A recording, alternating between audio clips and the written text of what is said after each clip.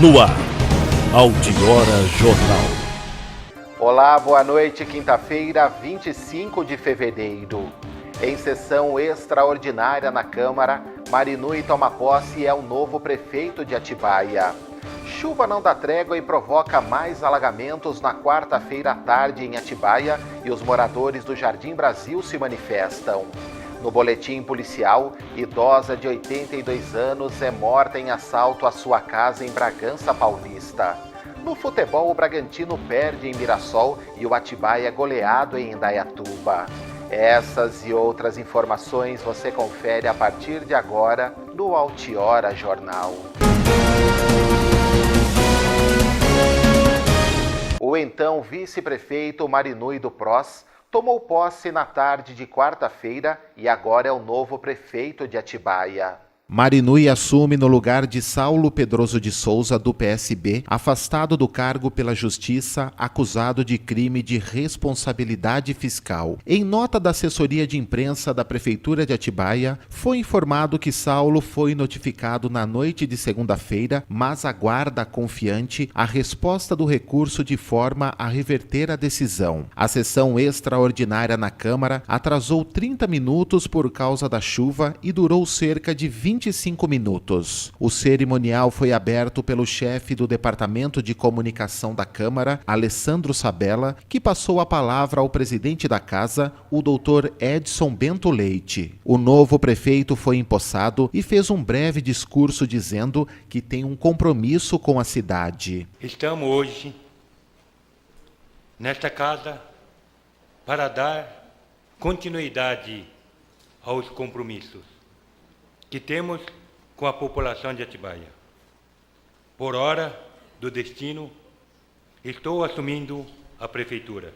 E com fé, coragem e realmente com minha dedicação ao trabalho, sem dúvida nenhuma, eu farei com que Atibaia continue crescendo o que está crescendo. Meu muito obrigado. Com 62 anos, Marinui começou a carreira política em 1992, quando foi eleito vereador, sendo reeleito em 1996. Em 2000, assumiu o cargo de vice-prefeito pela primeira vez na gestão do então prefeito Beto Trícoli, do PV. Em 2003, também foi secretário de Agricultura e Abastecimento do município. Depois das enchentes do final de semana em Atibaia, uma reunião aconteceu terça-feira na Câmara para debater possíveis soluções ao problema. Na terça-feira à noite, a Câmara recebeu os moradores do Jardim Brasil, bairro mais afetado pelas enchentes. Depoimentos, histórias sobre dificuldades e perdas e queixas quanto à atenção do poder público marcaram as falas dos moradores. Compareceram o chefe do gabinete da Prefeitura, Dr. Luiz Benedito Roberto Torricelli, e o coordenador de Relações Institucionais, André Agatti, e se colocaram à disposição dos moradores para encontros em que serão discutidos o que foi feito e o que poderá ser feito como prevenção às enchentes, como a participação de outros setores da administração, como as secretarias de infraestrutura, urbanismo, jurídico e desenvolvimento social. A construção de muro de contenção e de nova galeria de águas pluviais está na pauta desses encontros. Os representantes da Prefeitura anunciaram que o jurídico do Executivo estuda medidas em benefício dos moradores atingidos pelas inundações, como isenção do IPTU, taxa mínima de água e indenizações. E nesta quarta-feira a chuva não deu trégua e cenas de alagamentos mais uma vez tomaram as ruas de Atibaia.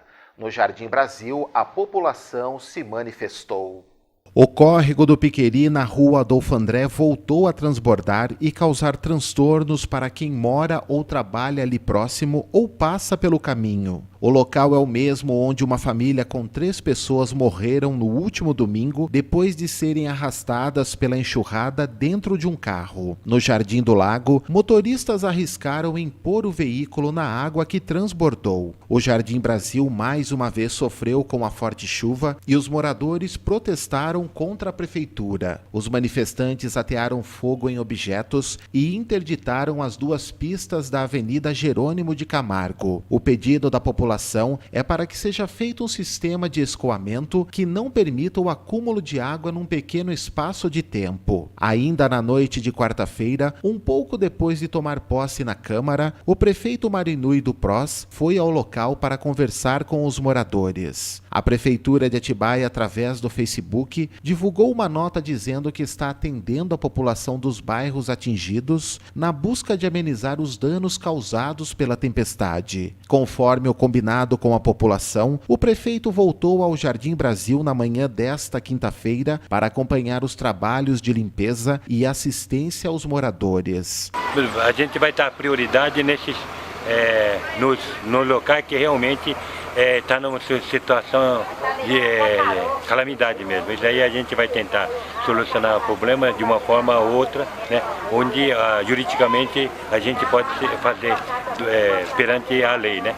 E eu acho que um estudo, a gente já está fazendo um estudo para tentar resolver esse problema, mas com certeza, dentro de breve, pelo menos as famílias, a gente vai ter que fazer alguma coisa urgente. O dever do político é daí, né?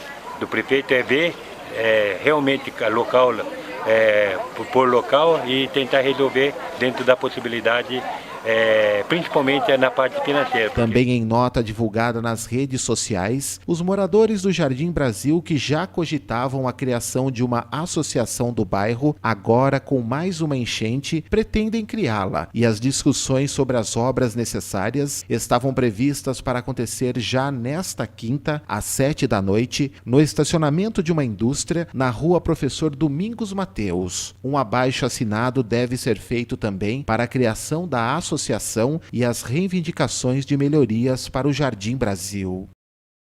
Uma idosa de 82 anos de idade foi morta em assalto à sua casa na madrugada de quarta-feira em Bragança. Confira as informações. O crime foi no bairro do Matadouro, na rua Cândido Moraes Leme. A mulher foi vítima de latrocínio, roubo seguido de morte. Segundo a Polícia Civil, o homem teria entrado pelo forro do quarto da idosa, que ao vê-lo teria gritado, e o homem a matou com pancadas na cabeça. A polícia militar foi acionada pelos vizinhos que ouviram os gritos da vítima. Ao perceber a presença da polícia, o homem se escondeu embaixo de alguns panos e só foi encontrado 2 horas depois do crime durante a perícia da Polícia Civil. O homem de 56 anos já tinha passagens pela polícia e foi preso em flagrante, sendo encaminhado para a cadeia de Piracaia. O caso do terreno da Vila Bianchi, comprado pela Prefeitura de Bragança Paulista na administração anterior à atual, teve uma decisão definida pela Justiça. Da compra do terreno na Vila Bianchi, no mandato do prefeito João Afonso Solis, a Justiça negou improcedente essa acusação, né?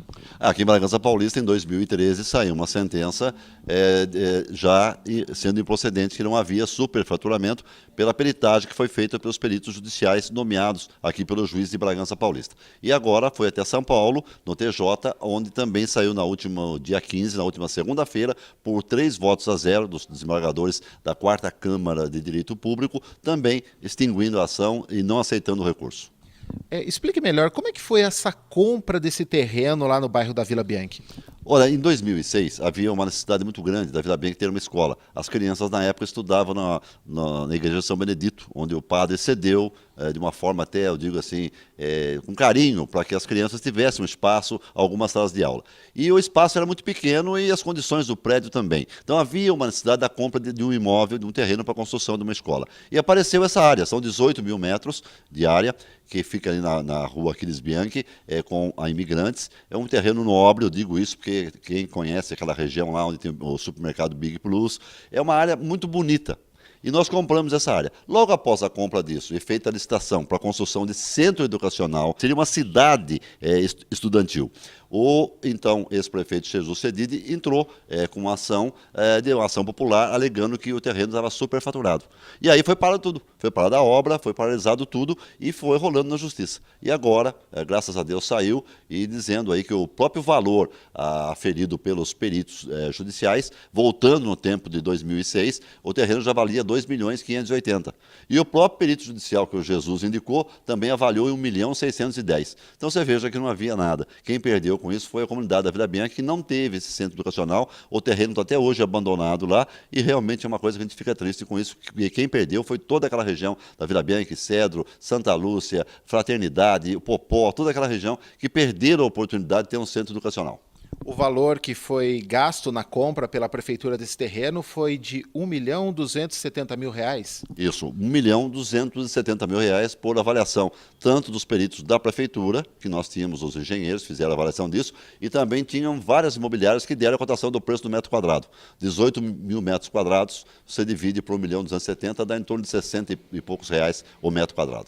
E agora você aguarda uma decisão da Justiça referente às contas que foram rejeitadas devido a esse caso do terreno na Vila Bianchi? Justamente, o Tribunal de Contas, no ano seguinte, não contabilizou esse dinheiro da compra do terreno e nem da execução dessa obra, que é um dinheiro que estava reservado no orçamento. E com isso não deu os 25% na aplicação da educação das contas de 2008.